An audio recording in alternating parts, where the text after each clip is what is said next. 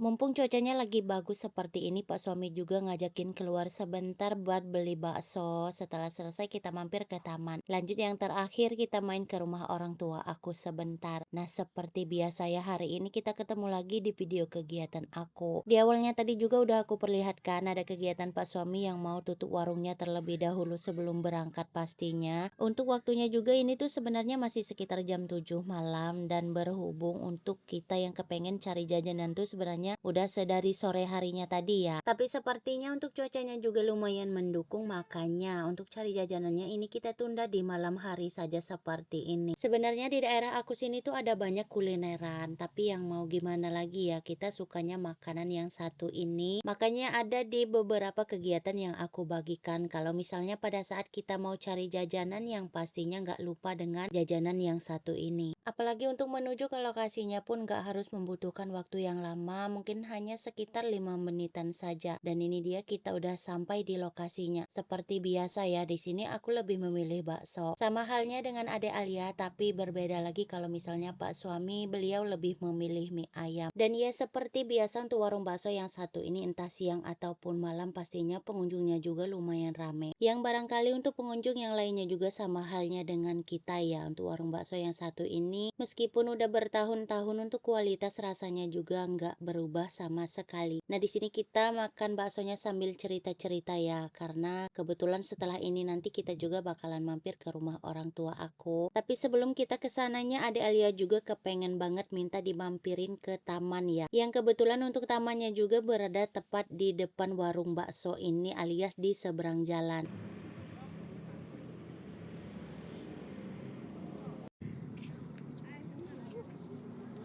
Hah?